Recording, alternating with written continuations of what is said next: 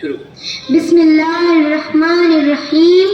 الحمدللہ رب العالمین والصلاة والسلام علی سید الانبیاء والمرسلین. اما بعد. صدر ذیشان، معزز اہل میزان اور حاضرین اہل ایمان، السلام علیکم.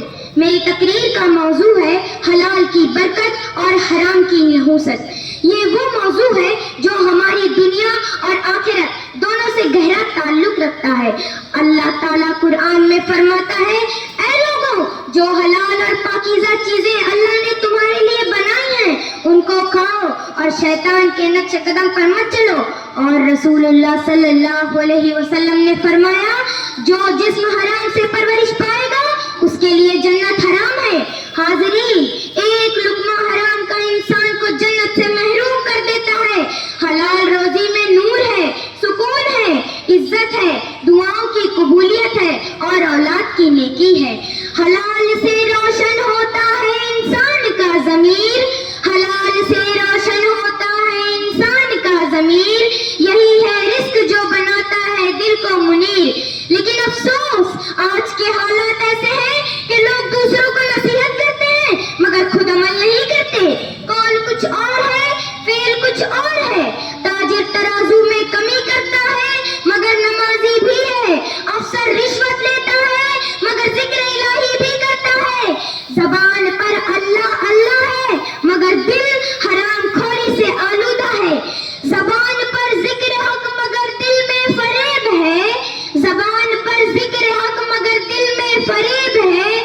یہی تضاد آج امت کی شکست وریب ہے. محترم سامعین، تعلیم ایک مقدس پیشہ ہے.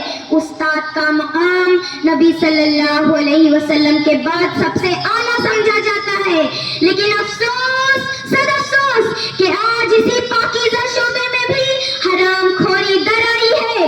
کہیں اسکولوں میں بچوں سے ناجائز فیسیں لی جاتی ہیں، کہیں امتحان میں نقل کو فروغ دیا جاتا ہے، کہیں استاد اپنی ذمہ داری چھوڑ کر تنخواہ تو لیتا ہے مگر پڑھاتا نہیں. یہی وہ حرام ہے جو آنے والی نسلوں کی بنیاد کھوکھلی کر رہا ہے.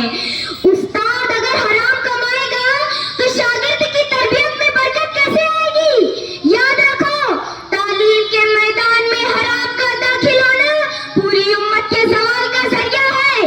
ایک بزرگ نے فرمایا، حلال ایک چراغ ہے جو دل کو روشن کرتا ہے اور حرام ایک اندھیرا ہے جو انسان کی عقل کو بجھا دیتا ہے. دیکھ لو، جہاں حرام کمائی ہے وہاں لڑائیاں ہیں، نافرمان اولاد ہے، دعائیں بے اثر ہیں. معزز سامعین، ہمیں فیصلہ کرنا ہے کہ ہم اپنے بچوں کے لیے کون سا سرمایہ چھوڑیں گے. حرام کی دولت جو وقتی طور پر بڑی لگتی ہے مگر ہمیشہ کے لیے ذلت ہے، یا حلال کی کمائی جو چھوٹی سہی مگر عزت، سکون اور برکت سے بھری ہوئی ہے. تجھ میں نہیں تمیز حلال و حرام کی، تجھ میں نہیں تمیز حلال و حرام کی، لعنت تیری کمائی پہ دولت پہ آپ تو. اے میری قوم کے جیالو، اے امت مسلمہ کے پاسبانو، چھوڑ دو یہ سرکشی کا چلن، بند کرو یہ حرام خوریاں، بدل ڈالو ان بے روی کے راستوں کو. کیا تمہیں اتنا بھی احساس نہیں کہ یہ حرام خوریاں تمہاری ناکامیوں کا سبب ہے؟ کب تک اپنے عزت و وقار کی دھجیاں اڑاتے رہو گے؟ آخر کب تک رسوائیوں کا طاق پہنے رہو گے؟ خدا را جاگ جاؤ، روک لو اپنے قدموں کو حرام خوری کی طرف بڑھنے سے. بدل لو اپنی روش کو، سن لو میری آواز کو، مان لو میری بات کو. خدا کی دعائیں دے کر التجا کر رہی ہوں، آؤ اپنے اسلاف کی راہوں کی طرف، آ جاؤ اس مبارک و پاکیزہ دین کی طرف جس پر نبی کریم صلی اللہ علیہ وسلم نے چلایا تھا. یا اللہ، ہمیں حلال رزق عطا فرما. یا اللہ، ہمیں قول و فعل کے تضاد سے بچا. یا اللہ، ہمارے تاجروں، ہمارے افسروں اور بالخصوص ہمارے اساتذہ کو دیانتدار بنا. یا اللہ، ہمارے ملک کے تعلیمی اداروں کو حرام سے پاک فرما تاکہ آنے والی نسلیں صالح اور باعمل بن سکیں. آمین یا رب العالمین. خدا حافظ.